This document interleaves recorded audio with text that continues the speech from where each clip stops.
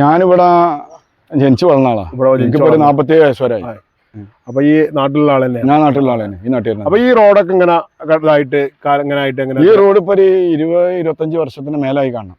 ഇതിങ്ങനെ റോഡ് ഇതാക്കിട്ട് നന്നായിട്ട് കാട് പിടിച്ച് കിടക്കുന്ന സ്ഥലമായിരുന്നു. ഈ അടിയായിട്ട് ഇടവഴിയായിട്ട് ഇങ്ങനെ കിടക്കുന്ന സ്ഥലമായിരുന്നു. ഇടവഴിയിൽ ആരും പോയാലില്ലായിരുന്നു, അത് സഞ്ചാരയോഗ്യമല്ല. ഇപ്പൊ അത് ഇങ്ങനെ ഉള്ള രീതിയിൽ ആയി. അതെ അല്ലേ? അതെ.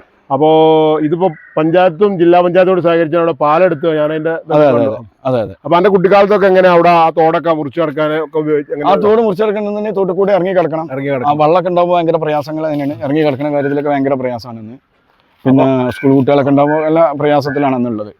ഇപ്പൊ അവിടെ പാലം വന്നു. അതെ.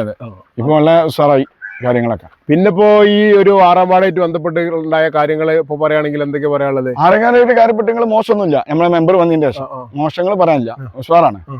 ഞാൻ കണ്ടില്ല. പിന്നെ മെമ്പർ വന്നതില് ഭാവിയാണ്, അത് സത്യമാണ്. സീനിലേറ്റ് മറ്റേ കർഷകർ ഞാൻ മെമ്പർമാരെ കണ്ടില്ല.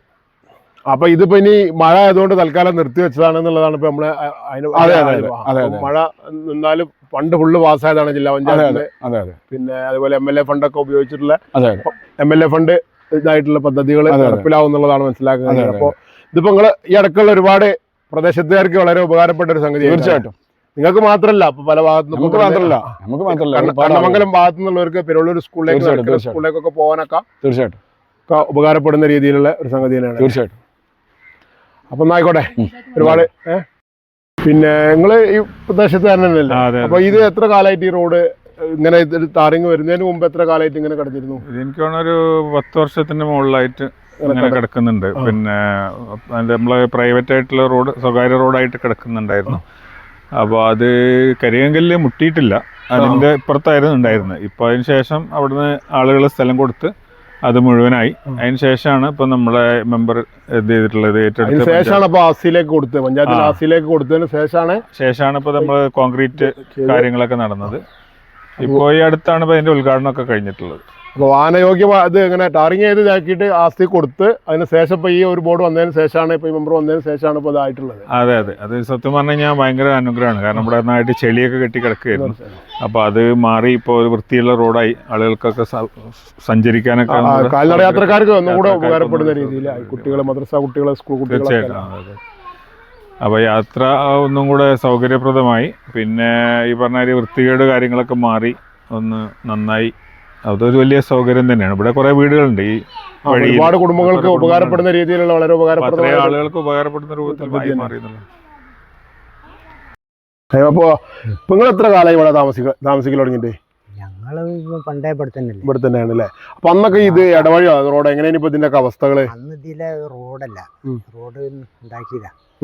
ഞങ്ങള് ഈ എടുത്തുകൊണ്ട് തൽക്കാലം ഒന്നും ഉണ്ടാക്കി റോഡ് ഉണ്ടാക്കി. പിന്നെ ഇപ്പൊ ഇത് ഇങ്ങനെ കിടക്കുന്നേ? പിന്നെ ഒരുപാട് കാലം ഇങ്ങനെ കിട്ടും.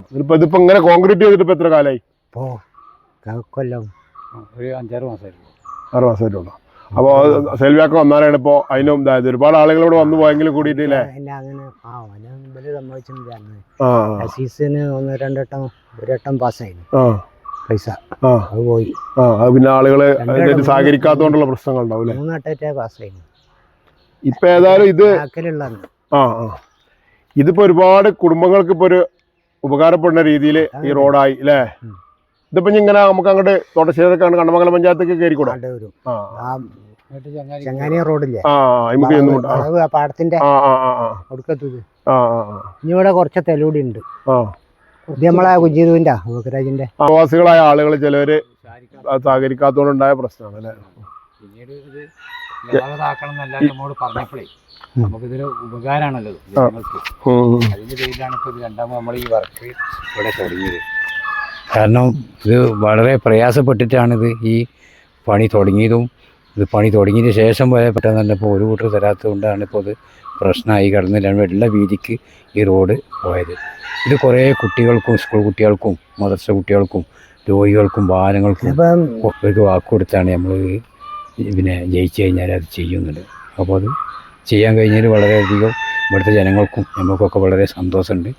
ഇങ്ങനത്തെ പ്രവർത്തനമാണ് നാട്ടിലെ ആവശ്യം. പഞ്ചായത്തിൻ്റെ ഭരണസമിതി നമുക്ക് സപ്പോർട്ട് ചെയ്തു. പ്രസിഡൻറ്റും നമ്മളെല്ലാവരും കൂട്ടായിട്ടാണല്ലോ ഈ ഒരു പഞ്ചായത്തിൽ വികസനം വരുമ്പോൾ ചെയ്യുക.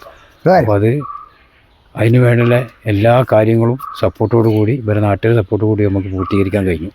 ഓക്കെ.